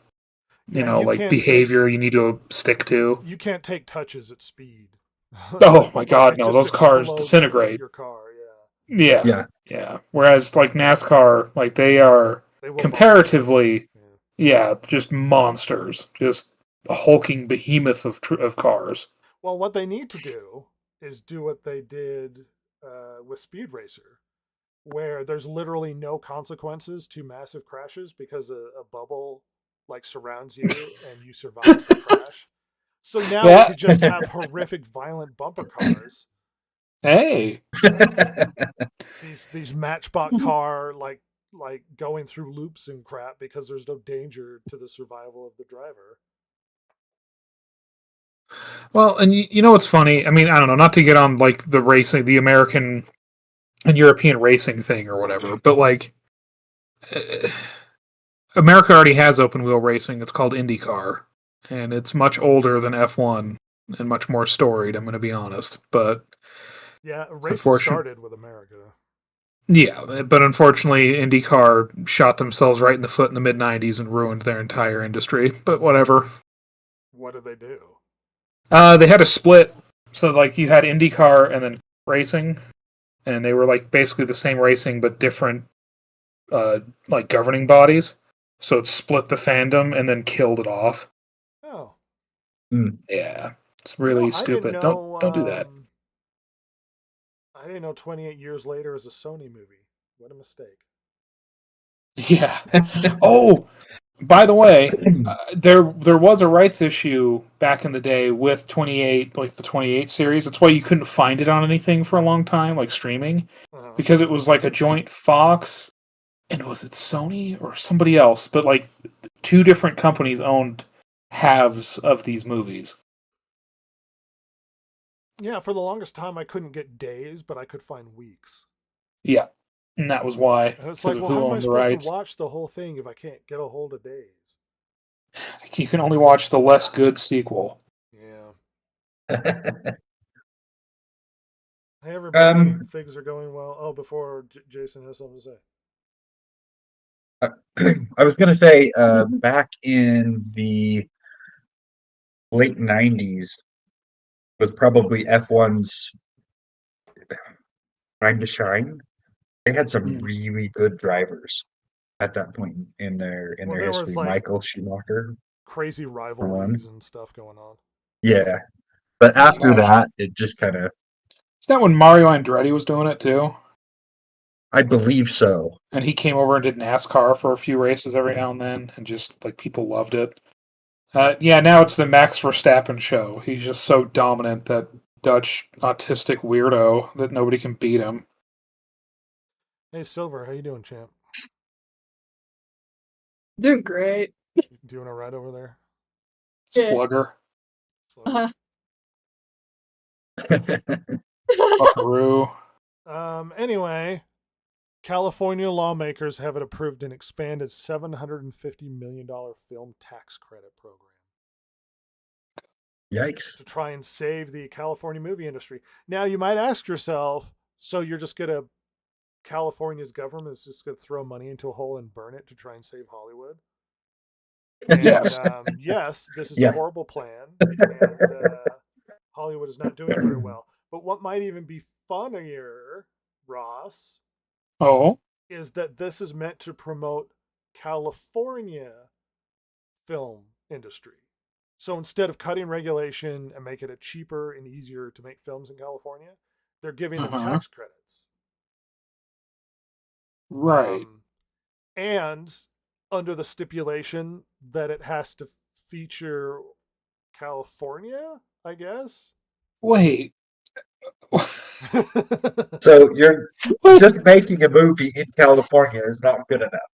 You have to have California in the movie to Yeah. get the tax. Boy, I sure love the pier at Santa Monica. Yeah. Like, I just like randomly in your like noir film or whatever you're making. Like, what the fuck? Oh my! That is. How does that work? So you can't film period pieces now? I don't know, but the intention is to promote California's film industry because it's been dying. And by dying, I mean hemorrhaging. Oh yeah, I mean Yeah, everything's seriously. going to London In because the it middle was. of its heart attack. Yeah, because it was like BC and Georgia was like the big ones. Now they're even losing to the UK because the UK is just giving crazy tax credits. Yeah, but it's not meant to save Hollywood. It's meant to save California's film industry. And I think Yeah. if I recall, and I don't see it in this article, but it's supposed to promote California in some way. So it has to involve California, be about California in some way. Good lord. Yeah. We're bringing back production home to California. Instead of giving them money to try and reestablish the industry and then that tax credit goes away later and then there's no reason to stick around, you should be permanently lowering the costs and regulations involved in filming in California. That would way better encourage filming. A tax credit is Yep. meaningless. I'm going to tell you right now. Yeah, it's. It's going to help I a mean- bunch of small stuff, and then it'll go away. Yeah, and it's just so. I don't know. Like, okay, it'll help for now, but then all it takes is. Because that's only part of the problem. I mean, well, whatever. Fools.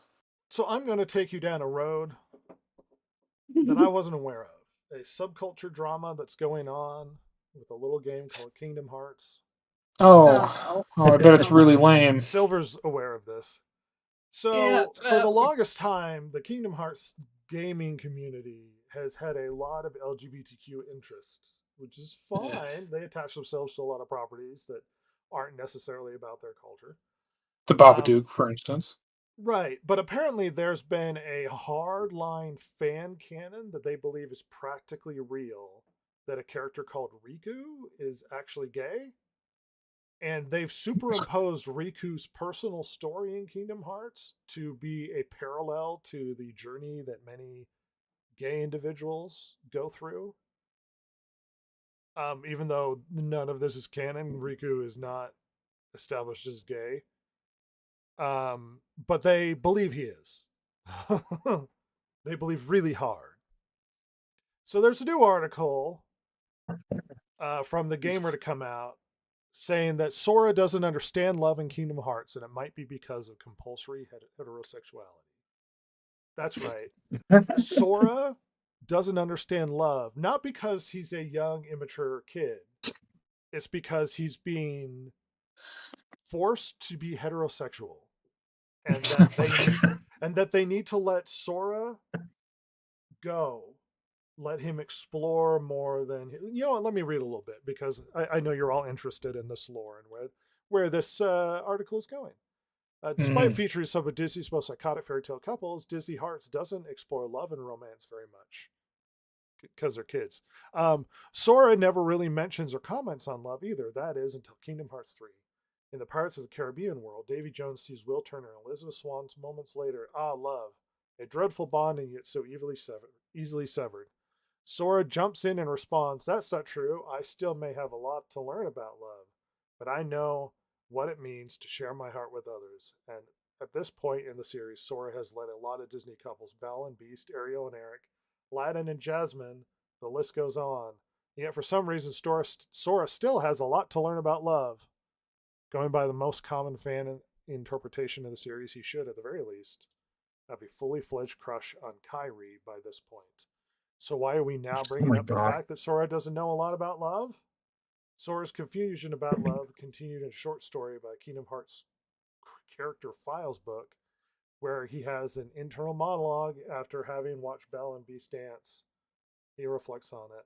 Blah, blah, blah. Anyway, it implies that it's because Sora, his confusion about love is because of his compulsory heterosexuality and unconscious societal pressure to conform to heterosexual norms. Oh, And God. that they should let his character explore. A few things. One, he's not real. Yeah. Your First of obsession all. about Sora's potential confusion about his sexuality, this character doesn't exist. Yeah. Secondly, it's a child brand. Thirdly, he's a child. Kids game. Fourthly, let it go.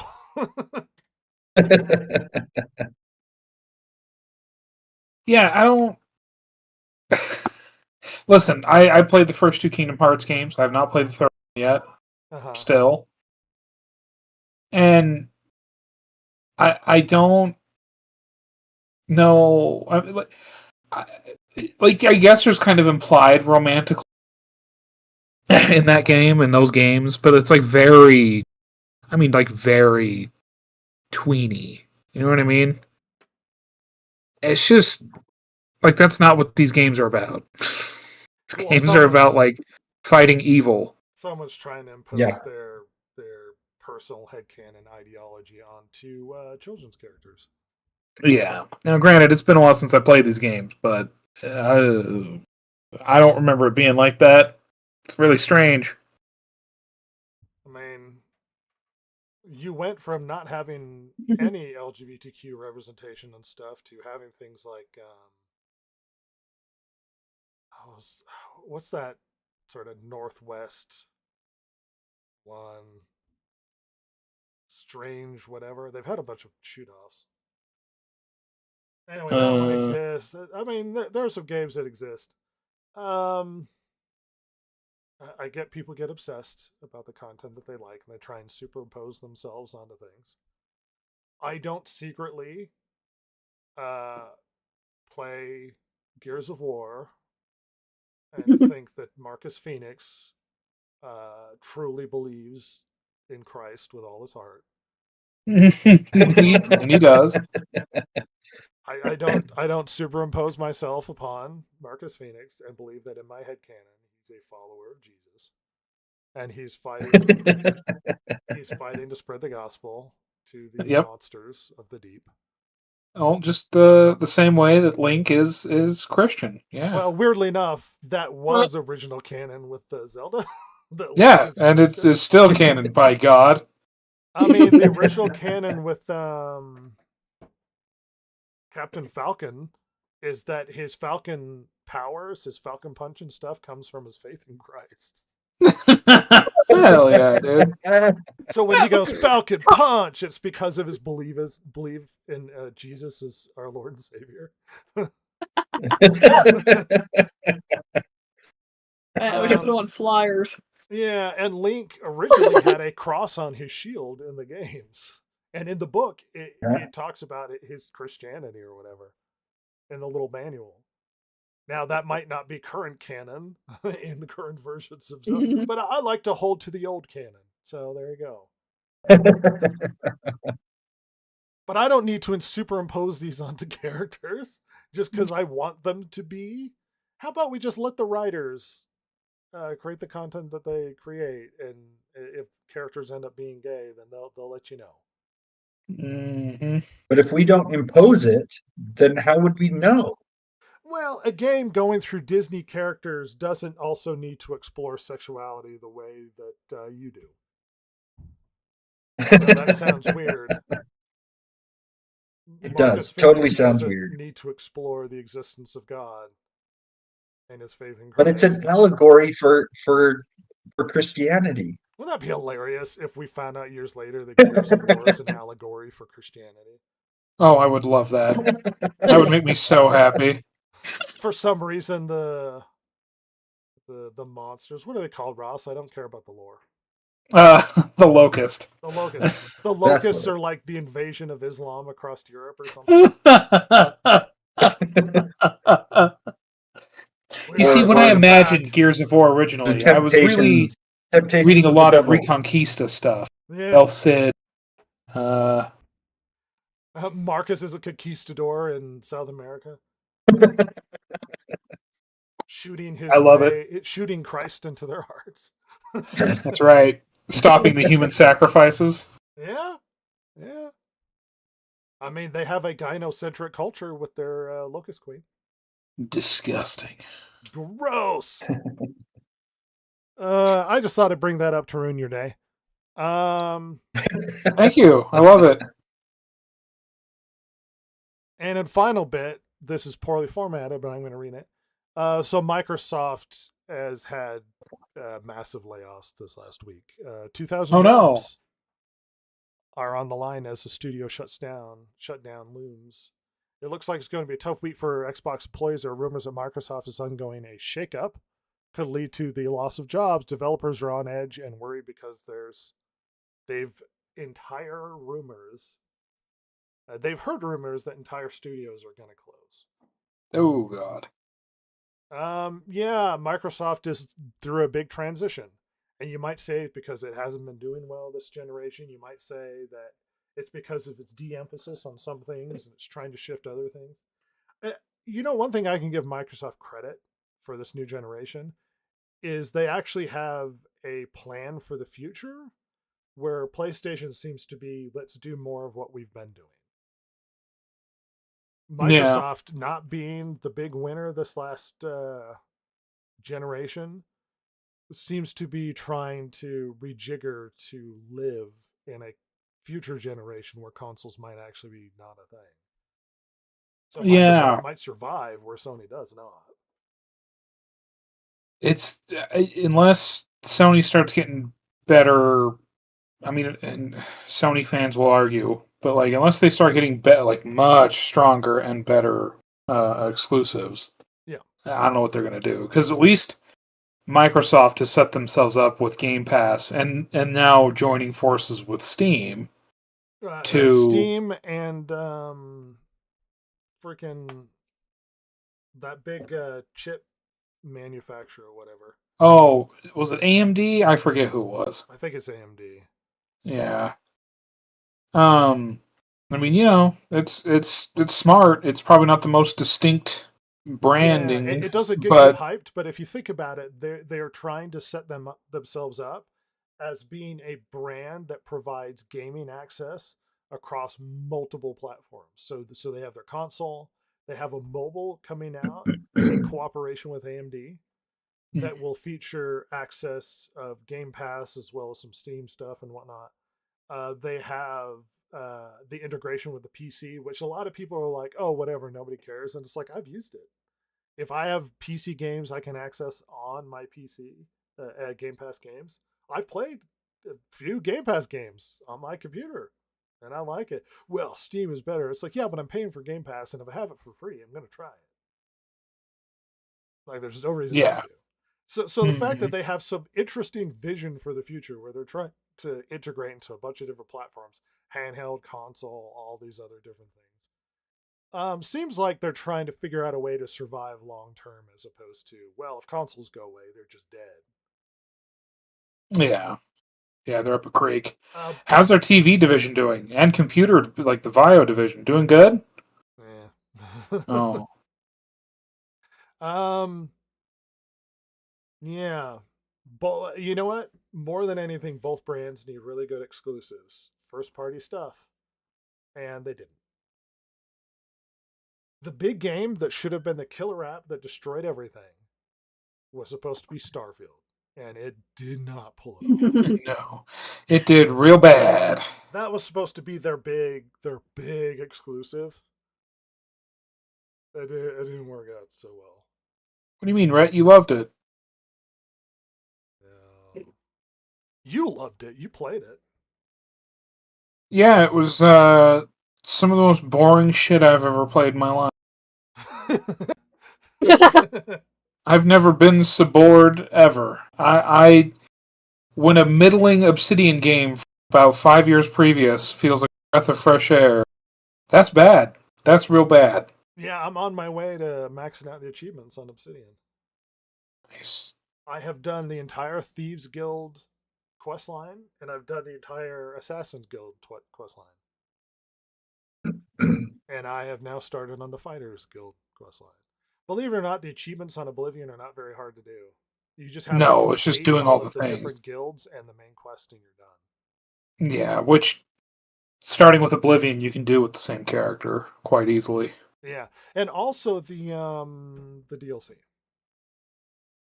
Yeah. The, Yeah, most- Shrine Isle stuff. Most games from Bethesda, the achievements are just do the quest. Yeah, There's a couple that aren't, but it not for the forces most me part. to explore stuff. I normally might not join like the Mages Guild, but because there are achievements there, I'll be like, yeah, I'll do the quest for that. Yeah. So yeah, it's been fun. I'm on my way. I have the Fighters Guild and the Mages and the Arena and the main quest, and I'm done. Eat it. I'm gonna get it. Sweet everybody, it's been a lot of fun. Something. As I delay.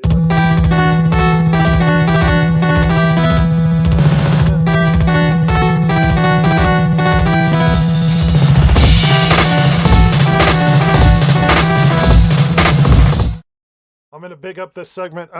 It's fight night. We're gonna argue about stupid things that Jason made up that are nonsensical. Yep. Jason.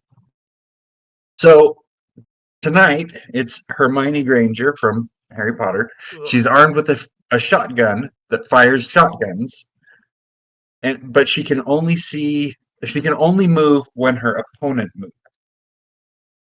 And she is facing off against the Mario Brothers, who throw sticky bombs, but they can only see movement. So, What? Oh. Well, that's an interesting Well, how does this work? then? Yeah. So they can only move when the opponent moves, and Mario Brothers can only see movement. So when the Mario Brothers move, she can move, yes, and then they can see her. Oh. yes. All right. Now, according to ChatGPT, there's a stalemate here where Hermione can't move unless the Marios move, and the Marios can't see her unless she moves. So if nobody moves, nothing happens. But that doesn't mean the Mario Brothers can't move. They just can't see her No, until she moves. I think the Mario Brothers win this, mainly because the initiation is on them. So if she can't move unless they move, and if they can't see her unless they move, or unless she moves, they move, she moves, they see her. So it's Right. all on their ability to initiate. And because there's two of them, as long as both are observing and they find where she is, they move a little bit. She moves, they see her, they stop, she disappears. But then they can assume they know where she is because she's stuck there and can no longer move. Sticky bomb. Bam, sticky bomb. They know exactly where Sticky she bomb. is all of the time. Even if she Yeah, that's disappears, because true. where she stops, that's where she is. Exactly. So they can control when she moves, and if they don't move, she's simply there. And I think this is a clear Mario Brothers absurd logic reasoning. Well- But I think this is Mario's. Not only because of like what you said, there's two of them, and so if Luigi moves, Hermione can move. That means Mario can see her. Yeah. And so you've got the added benefit of you've got basically two pairs of eyes searching for her at the same time. Agreed. Now her weapon may be quite odd, but I mean, firing a shotgun at someone, if it hits them, it's going to do some damage. But at the same time, That's you've got to only hit if both the of them. Mario Brothers move. Yeah, One moves, she moves, the other Mario Brothers sticks her. Yep. I mean, that's Yeah, it's getting caught in her dumb curly hair. yeah. Screw you, Hermione. You know what would be better if you were a little browner. I hope Yeah. I That hope we would get fix a everything. less clearly white Hermione in the future. Oh wait. My wish along is with come a true. clearly not white Snape. Inclusivity is a dream your heart makes. All right. How about you two? Oh, Ross, Mario anything Brothers you are Mario absolutely to add? Brothers. demolishing. Yeah. All right.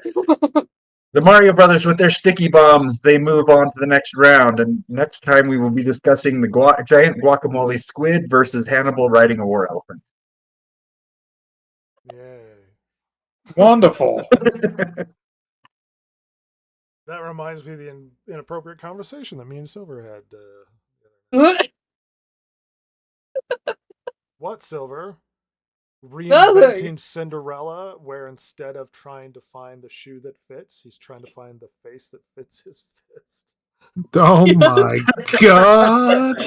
And if you remember, he goes around and tries it on a bunch of different women before he finds the right Yeah. one. Until he sees that, oh my gosh, Cinderella, she has a bruise on her face. It was you! You're exactly the the one same, from that night. same shape as my knuckles. So this is love. You know, so true love is finding the face that your fist is meant to This is what makes love. fit. Dear Lord. I just like the idea. It's like I've tried just punching a lot of women, but I just haven't found the right one. Every not woman in the right. kingdom. He has a big ball, and women are just lining up to try out his fist. Yeah, they approached on the red carpet and they just get decked. Wham! It doesn't feel right. If you Give me another If you face.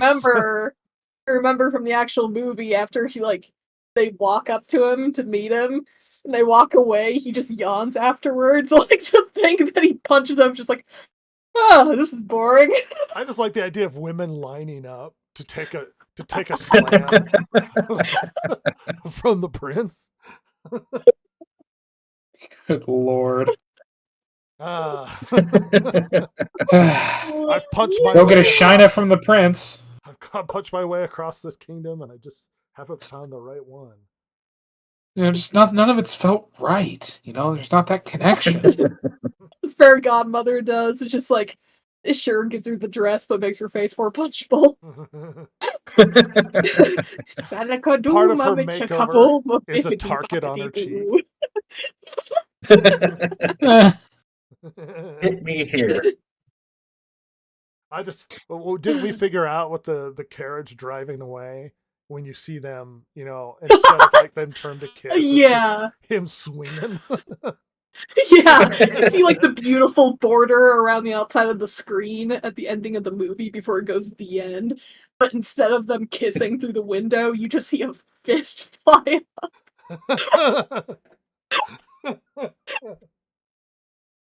This is why me and Silver should not hang out late at night. Well, there's definitely a lot of sad android wife stuff. Oh yeah. started with that, and then we're like, hey, evolve it. Hey, it's inappropriate when they're real, Ross. Yeah. Androids are acceptable. They're not real. Oh, Krillin does. Krillin has an android wife, doesn't He he? does have an android wife. Yes, he does. I wonder if there's And a lot somehow of they have Wait children. a darn minute. Oh, we're terrible. It's been a lovely podcast. There's other things we could have talked about that me and Silver talked about. We still got a little bit too far. Jason, say things. Yep. Say things.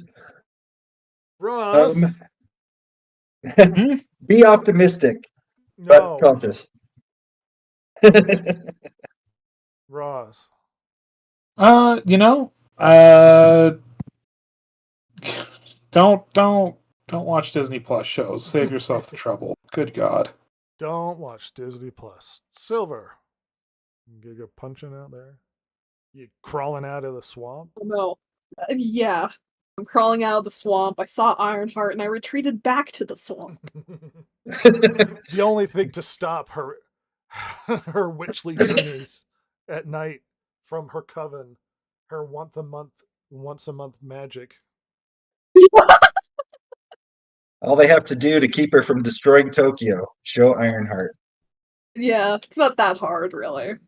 Well, they're also brownies. Anyway, Yeah. it's been a lovely time, and we're grateful that you've joined us for this episode 72. If you like the podcast, subscribe and comment. I mean, look, this is us average people hanging out and talking about the news as an average way. We are not professing to be magic analyzers, and I think that's what makes it better, is because we don't necessarily have an agenda. We want good stuff, good games, good movies. We're talking about the news. I am looking to we have a bunch of videos coming down the line. If I can finally sit down and do a bunch of editing and force Silver to give me some thumbnails, and maybe some small videos I have in the works as well. We'll see if I can't ring Jason or Ross to join me for one of those. Sure. Yeah, it's been a lovely time. The end of this massive podcast. Say goodbye, everybody. Bye. Later. By the way, the podcast can hear this. Don't talk because I haven't separated your audio, so I'd have to mute the audio of the podcast if I were muting you. Don't say things, even though I'm saying it. Don't. If you like the show, follow Rhett, Jason, Ross, and Silver, the world's most lethally stupid internet personalities, on Twitter at DGPodcast or on Instagram at DistractedGamers. If you liked or hated what you heard here today, you can email them at thedistractedgamers@gmail.com and share your feelings. Not that Jason would care, since he hasn't any, of course. Oh my god, it's so juicy!